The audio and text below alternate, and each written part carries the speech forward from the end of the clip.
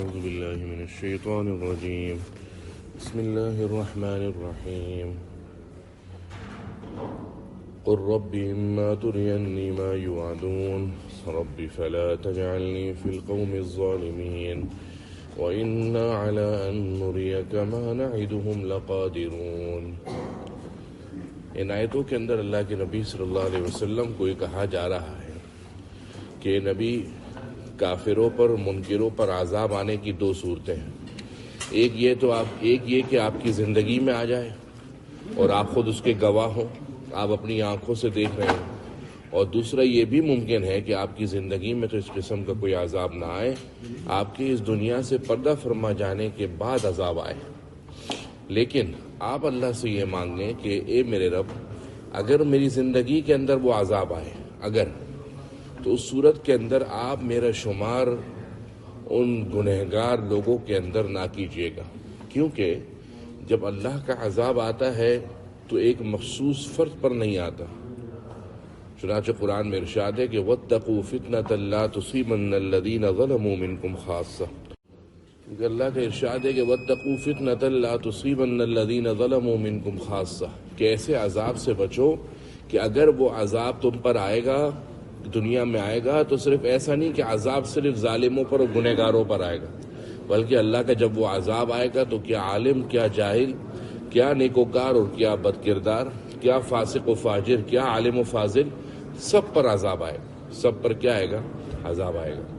لہذا اس آیت کے اندر حکم یہ دیا گیا کہ اے نبی، آپ اللہ سے اس طرح مانگیں کہ اللہ اگر جو عذاب کا وعدہ کیا جا رہا ہے وہ مجھے دکھا دے تو اے میرے رب میرا شمار پھر گنہگار قوم کے اندر ہرگز نہ فرمائے۔ قل، اے نبی آپ کہہ دیجئے، ربی، اے میرے پالنے والے، اما ترینی ما یوعدون، جب مجھے آپ دکھائیں گے وہ جس کا وعدہ کیا جا رہا ہے، تو ربی، اے میرے رب، فلا تجعلنی، میرا شمار نہ کیجئے، فی القوم الظالمین، گنہگار قوم کے اندر، یعنی عذاب اگر زندگی میں آ بھی جائے تو ہمارا شمار ان کے اندر نہ ہو، بلکہ عذاب ایسا ہو کہ صرف اور صرف ظالموں پر آئے، منکروں پر آئے، اور ہم اس سے مستثنیٰ رہیں۔ وَإِنَّا عَلَىٰ أَن نُّرِيَكَ مَا نَعِدُهُمْ لَقَادِرُونَ، اور جو ہم نے ان سے وعدہ کیا ہے ہم آپ کو دکھائیں گے، ہم اس بات پر قدرت رکھتے ہیں۔ چنانچہ کچھ عذاب آپ صلی اللہ علیہ وسلم نے اپنی زندگی میں کافروں پر آتا جاتا دیکھ بھی لی ہے، اور کچھ نہیں دیکھا تو آپ صلی اللہ علیہ وسلم کی زندگی میں نہیں آیا، کیونکہ قرآن مجید نے اصول یہ بتایا ہے عذاب کے نہ آنے کا کہ دو وجوہات ایسی ہیں کہ جن کی وجہ سے عذاب نہیں آتا۔ ایک وجہ وَمَا كَانَ اللَّهُ لِيُعَذِّبَهُمْ وَأَنْتَ فِيهِمْ، اے نبی اگر آپ اس قوم میں موجود ہوں تو آپ کے ہوتے ہوئے کبھی عذاب نہیں آئے گا۔ دوسرا یہ کہ وَمَا كَانَ اللَّهُ مُعَذِّبَهُمْ وَهُمْ يَسْتَغْفِرُونَ، کوئی قوم والے اللہ سے عذاب مغفرت طلب کرتے ہوں، استغفار کرتے ہوں، تو بھی اللہ ایسی قوم پر عذاب نہیں بھیجتا۔ ادفع باللتی ہی احسن، دور کیجئے اس طریقے سے جو زیادہ اچھا ہو، کس چیز کو؟ السیئۃ، برائی کو، یعنی برائی کو اچھے طریقے سے دور کیجئے۔ برے کے سامنے برا بن جانا یہ کمال نہیں ہے، بلکہ برے کے سامنے مزید اچھائی، شفقت اور رحمت سے پیش آنا یہ اچھا طریقہ ہے۔ نحن اعلم، ہم زیادہ جانتے ہیں، بما یصفون، جو یہ کافر و بدبخت آپ کے بارے میں بیان بازی کرتے ہیں۔ وقل، اور اے نبی آپ کہہ دیجئے، ربی، اے میرے پالنے والے، اعوذ بک من ہمزات الشیاطین، میں آپ کی پناہ میں آتا ہوں شیاطین کے وسوسوں سے، میں آپ کی پناہ میں آتا ہوں من ہمزات الشیاطین، شیاطین کے وسوسوں سے۔ وَأَعُوذُ بِكَ، اور میں آپ کی پناہ میں آتا ہوں، ربی، اے میرے پالنے والے، أَن يَحْضُرُونَ، کہ وہ شیاطین میرے پاس حاضر ہوں۔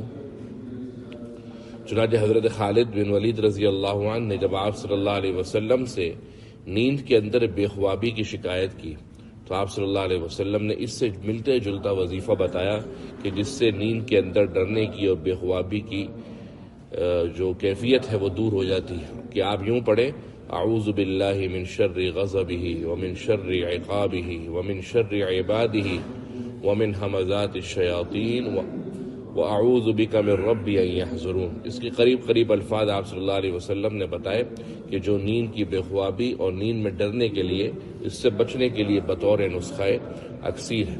اور اسی طریقے سے یہ دو آیتیں جو در حقیقت ایک بہت بڑا وظیفہ ہے اور ایک بہت بڑی دعا ہے، اس کے اندر سکھایا گیا کہ انسان کیسے اللہ کی پناہ میں آ سکتا ہے، کیونکہ دشمن کی دو قسمیں ہیں۔ ایک دشمن وہ ہے جو دکھتا ہے اور اس کے حرکات و سکنات آپ کے سامنے ہیں، تو آپ اس سے بھی دور بھاگیں گے، اس کے حرکات و سکنات سے دور بھاگیں گے۔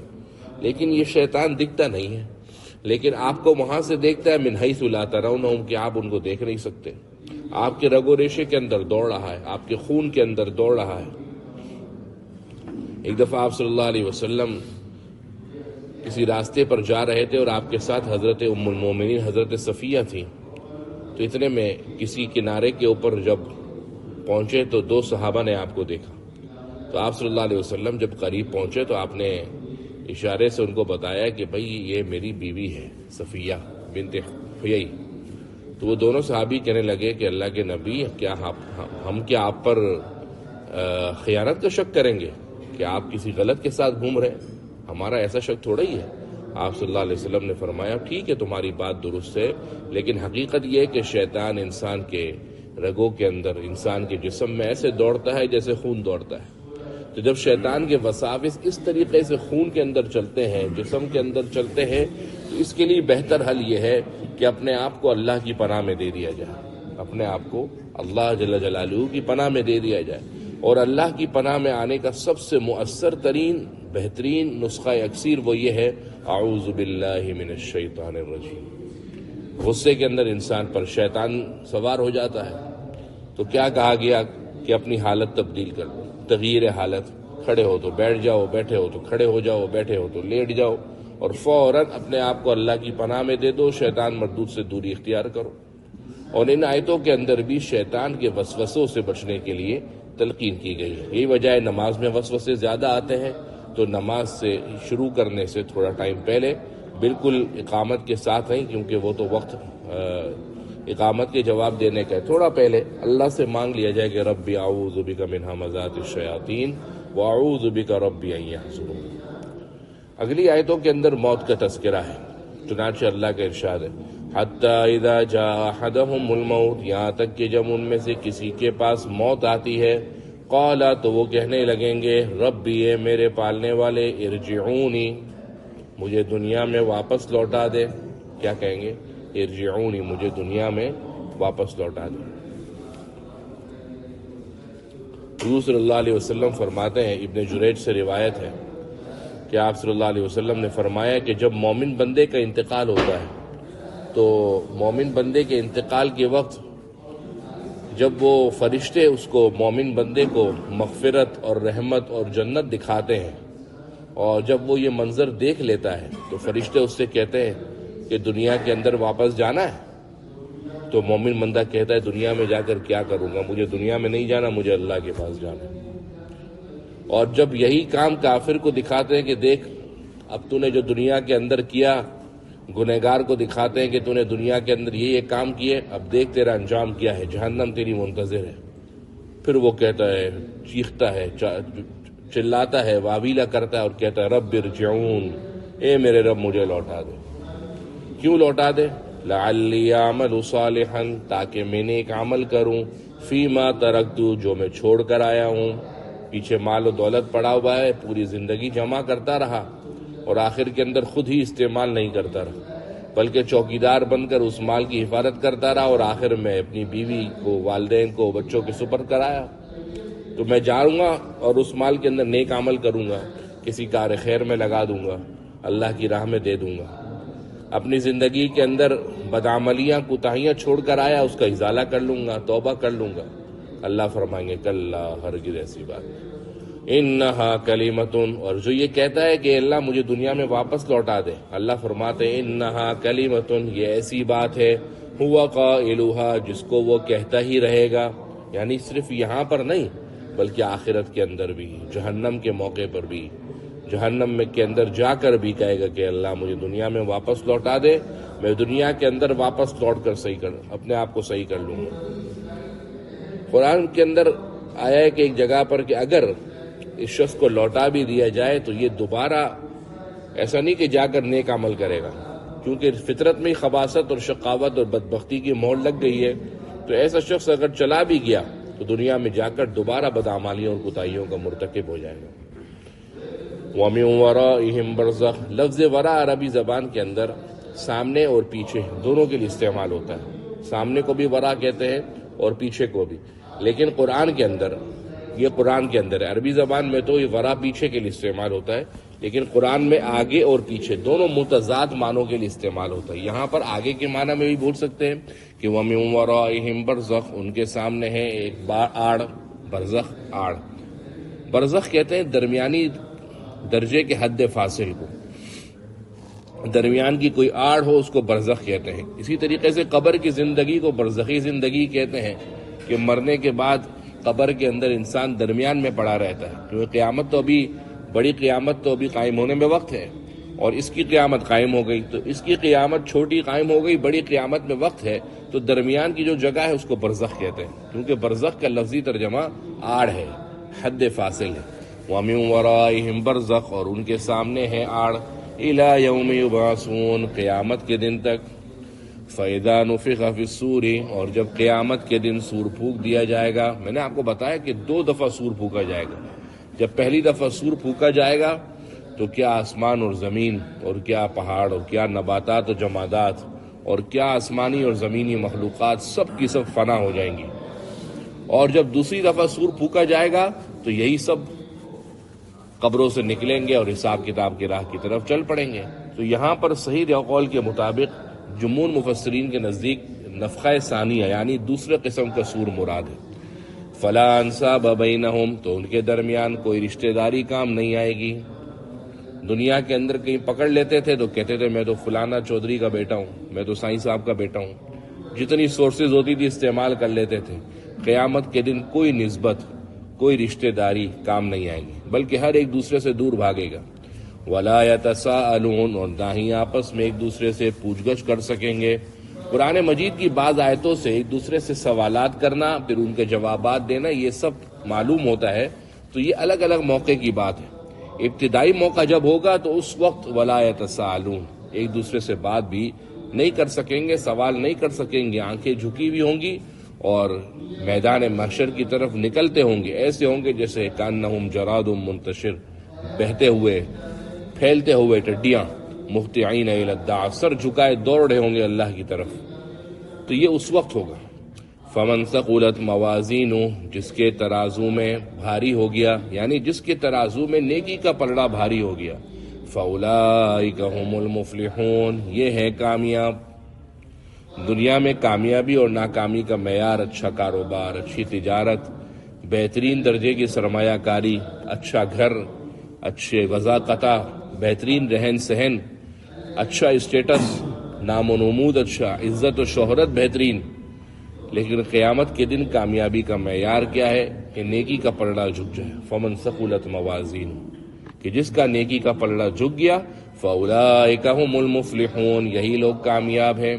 اور تو میزان کے اندر جو ترازو ہے اس میں اعمال صالحہ کا وزن ہوگا کیسے، اس کا طریقہ پہلے بھی بتایا جا چکا ہے کہ یا تو مومن کو ہی اس میں ڈال دیا جائے گا تو اس سے پتہ لگے گا کہ آیا اس کے اعمال صالحہ کتنے ہیں، یا یہ ممکن ہے کہ اس کے جو اعمال ہیں انہی کو ترازو میں رکھ دیا جائے اور اس سے پتہ لگے کہ یہ کتنا صحیح تھا اور کتنا غلط تھا، اور یہ بھی ممکن ہے کہ اس کے اعمال صالحہ کو کسی قیامت کے دن مجسمہ بنا کر پیش کیا جائے اور پھر دیکھا جائے کہ اس کے اعمال صالحہ میں کتنا کھوٹ ہے اور کتنا کھراپن ہے۔ تو جس کا اعمال میزان کا درجہ بھاری ہو گیا، فاولئک هم المفلحون، وہ کامیاب ہیں۔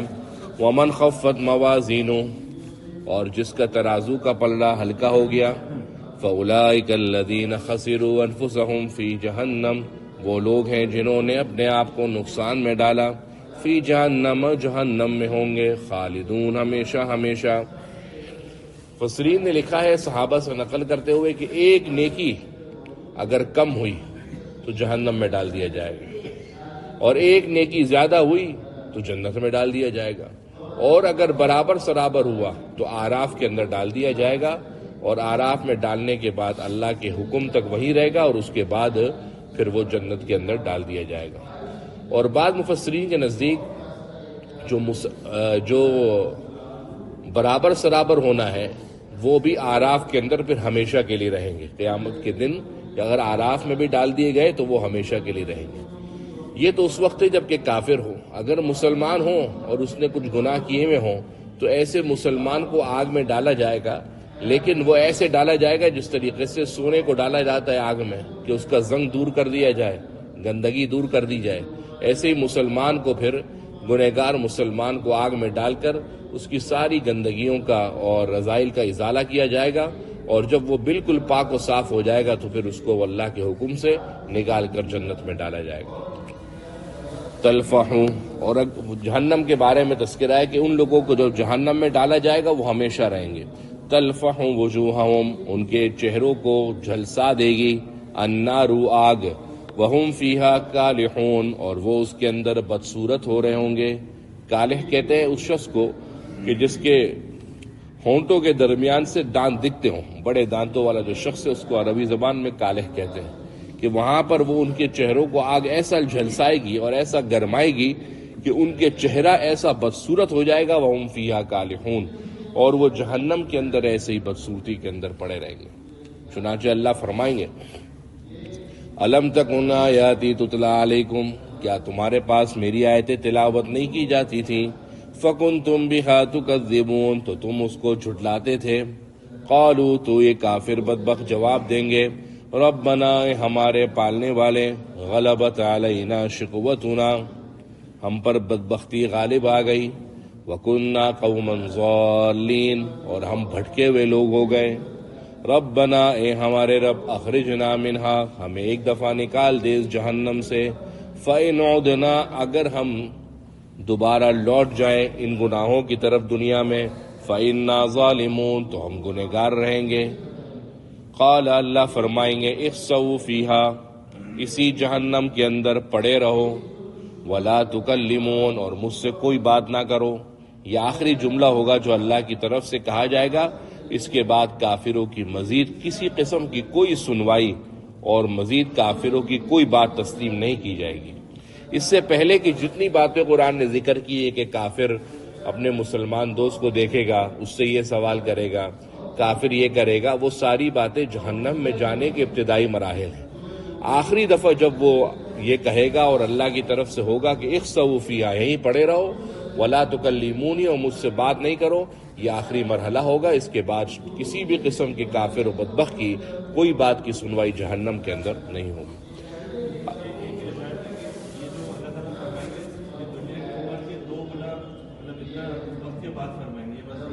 کیا چیز؟ کیا کب فرمائیں گے؟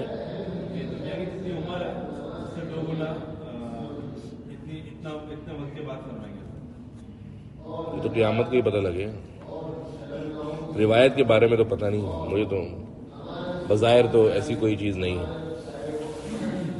اور اللہ فرمائیں گے انہو کان فریق من عبادی، بلا شبہ میرے بندوں میں ایک جماعت تھی، یقولون، جو کہتی تھی ربنا آمنا، اے ہمارے پالنے والے ہم ایمان لے آئے، فاغفر لنا، تو ہمیں معاف کر دے، وارحمنا، اور ہم پر رحم فرما، وانت خیر الراحمین، اور تو بہترین رحم کرنے والا ہے۔ یعنی اس وقت اللہ تعالیٰ ان کافروں کے سامنے مسلمانوں کا ذکر خیر کریں گے اور کہیں گے کہ تمہارے سامنے ایسا نہیں کہ میں نے تم پر کوئی بہت بڑا بوجھ لاد دیا تھا، میں نے تمہارے ساتھ کوئی بہت غلط کام کر دیا تھا، ہرگز ایسی بات نہیں ہے۔ حقیقت تو یہ ہے کہ میں نے تمہارے ساتھ کوئی بہت بڑا بوجھ تم کو نہیں دیا تھا، بلکہ اگر یہ دیا ہوتا تو پھر مسلمان بھی ایمان نہ لاتے۔ لیکن ہمارے بندوں کا ایک بہت بڑا گروہ دنیا میں ایسا تھا جو اپنی زبان سے، اپنے اعمال سے ایمان لاتا تھا، اور لیکن اپنے اس ایمان پر جو گناہ ہو جائے اس کی معافی بھی طلب کیا کرتا تھا، اللہ سے رحم اور اس کی بھیک مانگا کرتا تھا، فریاد کیا کرتا تھا۔ تو اللہ تعالیٰ ایسے مسلمان بندوں کا تذکرہ ان کافروں کے سامنے فرمائیں گے۔ ربنا آمنا، اے ہمارے رب ہم ایمان لے آئے، فاغفر لنا، تو ہمیں معاف کر دے، وارحمنا، ہم پر رحم فرما، وانت خیر الراحمین، تو بہترین رحم کرنے والا ہے۔ فاتخذتموہم سخریا، پھر تم نے بنا لیا اس کو ٹھٹا، اس کو مذاق بنا لیا، تم نے مسلمانوں پر آوازیں کسی، تم نے ان کا مذاق اڑایا۔ حتی انسوکم ذکری، یہاں تک کہ انہوں نے تم کو بھلا دیا میرے ذکر سے، یعنی ایسے بھٹکے تم کہ اس ٹھٹا اور مذاق کرنے کی وجہ سے تم میری یاد سے بالکل غافل ہو گئے۔ وَكُنْتُم مِّنْهُمْ تَضْحَكُونَ، اور تم ان پر ہنسا کرتے تھے۔ انی جزیتہم اليوم، لہٰذا میں نے ان مسلمانوں کو آج بدلہ دیا، بما صبروا، جو انہوں نے گناہوں پر صبر کر کے نیکیاں کی، انہم ہم الفائزون، کہ وہ لوگ آج کامیاب ہیں۔ اب آپس میں کافر ایک دوسرے سے پوچھیں گے کہ زمین کے اندر کتنے عرصے ٹھہرے، تو اللہ جب یہ سوال کافروں سے کہیں گے تو کافر کہیں گے کہ ہم ایک دن ٹھہرے ہیں یا دن کا کوئی ایک حصہ ٹھہرے ہیں، لیکن صحیح پتا تو فرشتوں کو، یا فرشتوں سے پوچھ لیجئے۔ تو اللہ فرمائیں گے تم بہت تھوڑی مدت کے لیے ٹھہرے ہو، لیکن کیا ہی اچھا ہوتا کہ یہ بات تم دنیا کے اندر جان لیتے۔ تم کو دنیا میں پتہ لگ جاتا کہ دنیا کے اندر تم 60 سال رہ رہے، 70 سال رہ رہے ہو، 80 سال رہ رہے ہو، لیکن بہت تھوڑی ہی مدت ہے آخرت کے مقابلے میں۔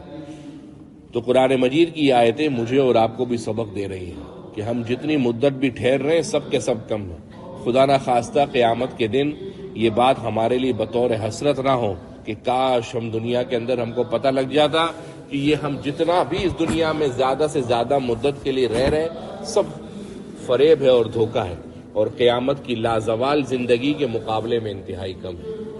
قال، اللہ فرمائیں گے، کم لبثتم، تم کتنا ٹھہرے، فی الارض، زمین میں، عدد سنین، سالوں کی گنتی کے اعتبار سے۔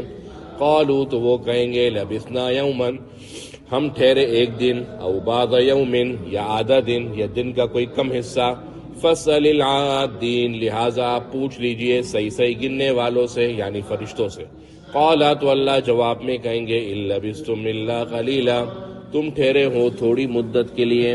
لو انکم کنتم تعلمون، کاش کہ تم جان لیتے، کیا ہی اچھا ہوتا تم دنیا کے اندر یہ بات جان لیتے۔ امام بغوی اور ثعلبی رضی اللہ عنہ نے روایت ذکر کی کہ حضرت عبداللہ ابن مسعود رضی اللہ عنہ ایک دفعہ سفر پر جا رہے تھے، رستے میں ان کو ایک بیمار شخص دکھا، تو آپ نے بیمار کے کان کے اندر جا کر یہ اگلی آیتیں پڑھی، افحسبتم انما خلقناکم سے لے کر آخر تک۔ تو اچانک وہ بیمار بندہ، مریض بندہ بالکل تندرست ہو گیا۔ جب آپ صلی اللہ علیہ وسلم کو خبر ملی تو آپ صلی اللہ علیہ وسلم نے حضرت عبداللہ ابن مسعود سے پوچھا، عبداللہ تم نے ان کے کان میں کیا پڑھا؟ تو آپ نے فرمایا، عبداللہ ابن مسعود نے، کہ میں نے یہ سورۃ المومنون کی آخری 5 آیتیں پڑھی ہیں۔ تو آپ صلی اللہ علیہ وسلم نے فرمایا، قسم ہے اس ذات کی جس کے قبضہ قدرت میں میری جان ہے، اگر یہ آیتیں کسی پڑھ کر کسی پہاڑ پر بھی دم کی جائیں تو پہاڑ بھی اپنی جگہ چھوڑ دے اور پہاڑ بھی اپنی جگہ سے سرک جائے۔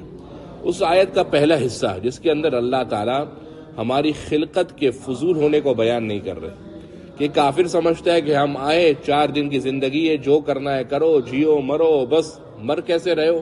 کہتے ہیں بس زمانے کے اندر سب مر جاتے ہیں، ہمارا ابا مر گیا، اماں مر گیا، دادا مر گیا، تو ہم بھی مر جائیں گے۔ لیکن مسلمان کا ایمان اور عقیدہ یہ ہے کہ یہ سب فضول نہیں ہے۔ کیا تم یہ گمان کرتے ہو کہ ہم نے تم کو ایسے ہی پیدا کر دیا ہے؟ فضول نہیں، تمہارے سامنے ایک مقصد ہے، ایک ہدف ہے، اور وہ ہدف ہے آخرت کے میدان میں جواب دہی۔ ایک شخص سے وہ بھاگا ہی جا رہا ہے، تو آپ اس کو پوچھیں گے بھائی تم کدھر جا رہے ہو؟ تو بولے یار بس مقصد تو کوئی نہیں ہے، تو آپ بھی اس کی عقل پر ماتم ہی کریں گے کہ بیچارہ صبح سے لے کر بھاگ ہی رہا، لیکن اس کا مقصد کچھ نہیں ہے، گول کوئی نہیں ہے اس کے پاس کہ بھائی مجھے فلانے مقصد پر، فلانے ہدف پہ، فلانے دفتر، فلانی منزل پر جانا ہے، بھاگ رہا ہے۔ جبکہ دوسرا شخص تھوڑا سا سفر کر رہا ہے، لیکن اگر تھوڑا سا بھاگ کر بھی کہیں پہنچتا ہے، آپ پوچھتے کہاں جا رہے ہو، تو یہ کہتا ہے میں اپنے گھر تک جا رہا ہوں، تو آپ کہیں گے کہ صحیح ہے، اپنی منزل پہ جلدی پہنچ جائے گا۔ مسلمان اور کافر کی مثال بھی ایسی ہے کہ مسلمان اپنی زندگی بھاگتے بھاگتے گزارتا ہے لیکن نیکی کے کام میں، جبکہ کافر اپنی پوری زندگی مال کمانے کی ہوس میں، زیب و زینت کے بڑھانے کے چکر میں، دنیا کے حصول کے اندر بڑھاتا رہتا ہے۔ پھر اس کی زندگی کی ابتدا صبح اٹھتا ہے، بھاگتا رہتا ہے، کام میں لگا ہوا، مصروفیت، رات تک مصروفیت، سوتے وقت بھی مصروفیت کے اندر، مدہوشی کے عالم کے اندر، خواب غفلت کے اندر سو جاتا ہے۔ اگلے دن وہی روٹین دوبارہ، وہی زندگی دوبارہ۔ تو اللہ فرما رہے ہیں یہ سب کیا ہم نے فضول پیدا کیا ہے؟ یعنی خالی کیا پیدا کرنے کا مقصد یہ کہ تم کھاؤ پیو اور سو جاؤ بس؟ نہیں، افحسبتم، کیا تمہارا یہ گمان ہے، انما خلقناکم عبثا، کہ ہم نے تم کو فضول پیدا کیا ہے، وانکم الینا لا ترجعون، اور بلا شبہ تم ہماری طرف لوٹائے نہیں جاؤ گے۔ کتنے ہی لوگ ایسے ہیں جو 5 وقت فرض نماز پڑھتے ہیں اور کہتے ہیں کہ یار فرض نماز پڑھ لی بہت ہے، اس کے علاوہ وقت نہیں ملتا، اس کے علاوہ مصروفیت بہت ہے، وقت نہیں ملتا۔ اور کتنے ہی لوگ ہیں 5 وقت نماز کے علاوہ مزید سنتیں بھی پڑھتے ہیں، نوافل بھی پڑھتے ہیں، دین کا کام بھی کرتے ہیں، حالانکہ دونوں انسان ہیں، دونوں کے ساتھ کاروبار لگا ہے، دونوں کے ساتھ ملازمت لگی ہوئی ہے، لیکن کیوں؟ زندگی کا مقصد دونوں کا الگ الگ ہے۔ ایک بندے نے مقصد بنایا کہ بس 5 نمازیں پڑھنی، بس ختم، بہت ہے، الحمدللہ کافی ہے۔ دوسرے نے مقصد یہ بتایا کہ بھائی صرف 5 رکعت نمازوں سے کچھ نہیں ہوگا، 5 نمازوں سے بلکہ سنتیں، نوافل، مسجد میں وقت دینا، تعلیم، دوسرے جتنے بھی دین کے کام ہیں یہ سب مجھے کرنے ہیں۔ اور ان دونوں کے مقابلے میں ایک شخص ہے کہ آپ اس سے کہیں کہ یار نماز پڑھنے آ جاؤ، تم نماز کیوں نہیں پڑھتے؟ تو وہ سامنے سے کہتا ہے یار ٹائم ہی نہیں ملتا۔ کیا کہتا ہے؟ ٹائم ہی نہیں ملتا۔ حالانکہ 24 گھنٹے پہلے، دوسرے، تیسرے، تینوں کو برابر مل رہا ہے۔ ایسا نہیں کہ کسی کو وقت کا کم مل رہا ہے، کسی کو زیادہ مل رہا ہے، وقت سب کو برابر مل رہا ہے۔ لیکن اللہ نے کچھ لوگوں کو دنیا میں ایسا پھنسا دیا ہے، ایسا مصروف کر دیا ہے کہ الامان والا فیس۔ وہ ایک صاحب اس دن مسئلہ پوچھتے ہوئے کہنے لگے کہ میں نے پوچھا کہ وہ کسی معاملے پر بہرحال آخر میں وہ کہنے لگے کہ میرے والد صاحب نے اپنی زندگی میں کبھی نماز پڑھی نہیں ہے۔ تو میں نے کہا کہ مجھے ان کی لگا کہ بھئی وہ خود اچھی عمر والا ہے، وہ والد صاحب، میں نے کم انتقال ہوا؟ تو بولا ابھی حال میں فلان۔ تو میں نے کہا کتنی عمر تھی والد صاحب کی؟ تو بولتے 64 سال۔ تو وہ بیچارہ فدیے کے لیے آیا ہوگا پوچھنے، تو میں نے کہا کہ بھئی فدیے کے لیے تو وہ جب سے بالغ ہوئے اس وقت کی سب نمازیں دینی ہوں گی، یہ تو اتنی بڑی ساری زندگی بھر کے آپ کے سرمایہ لگ جائے گا۔ تو میں نے پوچھا کتنی؟ تو پتہ لگا ایک نماز نہیں پڑھی۔ لیکن اگر آپ ایسے بندے کو روک کر کہتے تھے نا کہ یار آپ نماز پڑھ لو، کیوں نہیں پڑھتے؟ تو سامنے سے اس کا جواب یہی ہوتا یار وقت ہی نہیں ملتا۔ تو اگر وقت نہیں ملتا تو لوگ جو یہاں پر آ کر 5 وقتہ نماز پڑھتے ہیں سارے فارغ تھوڑی ہیں۔ پھر اس کے علاوہ ایک اور طبقہ ایسا ہے جو ان 5 نماز وقت کے علاوہ اور وقت دے رہا ہے، تو وہ کیا وہ فارغ ہے؟ معلوم ہوا کہ مقصدوں کے اندر فرق ہے، منزل کے اندر فرق ہے۔ وَأَنَّكُمْ إِلَيْنَا لَا تُرْجَعُونَ، اور کیا تم ہماری طرف لوٹائے نہیں جاؤ گے؟ یعنی جس مسلمان کے ایمان اور عقیدے میں یہ بات زندہ اور جاوید ہو جائے کہ اللہ کے سامنے جواب دہی ہے، پھر وہ اپنی خلقت کو فضول نہیں سمجھتا، پھر وہ آسمان اور زمین کے بننے کو بھی فضول نہیں سمجھتا ایک مقصد ہے، مجھے اس پر چلنا ہے۔ فَتَعَالَى اللَّهُ الْمَلِكُ الْحَقِّ، اللہ کی ذات بلند و بالا ہے، وہ اللہ الملک الحق جو حقیقی بادشاہ ہے، لا الہ الا ہوں، سوائے اللہ کے کوئی معبود نہیں، رب العرش الکریم، اللہ تعالیٰ بڑے عرش کا مالک ہے، وَمَن يَدْعُ مَعَ اللَّهِ إِلَٰهًا آخَرَ، اور جو پکارے اللہ کے سوا دوسرے خدا کو، لا برہان لہ بھی، اور اس کے پاس اس کی کوئی دلیل بھی نہ ہو، فَإِنَّمَا حِسَابُهُ عِندَ رَبِّهِ، تو اس کا حساب اس کے رب کے پاس ہے، یعنی اس کا حساب اللہ خود لیں گے۔ إِنَّهُ لَا يُفْلِحُ الْكَافِرُونَ، بلا شبہ اللہ کافروں کو کامیاب نہیں کریں گے۔ دیکھیں یہاں پر صیغہ مضارع کا ہے جو کہ فیوچر پر دلالت کرتا ہے کہ کافروں کو اللہ کامیاب نہیں کریں گے، یعنی دنیا میں تو بظاہر آپ کو دیکھے گا کافر، بظاہر، حقیقت نہیں، میری نظر سے دیکھیں گے تو کافر یہ کامیاب نہیں ہے، کافر ابھی بھی ناکامی ہے۔ جو مسلمان دنیا دار ہوتا ہے اس کی نظر میں بولتا ہے یار دیکھو وہ کیسی ترقی کر رہے ہیں، جبکہ ایک اچھے صحت مند مسلمان شخص یہ سمجھتا ہے کہ کامیابی یہ بھی نہیں ہے۔ تو اللہ فرما رہے کافروں کو اللہ ہرگز کامیابی نہیں کرے گا۔ سورۃ المومنون کی ابتدا کس آیت سے ہوئی تھی؟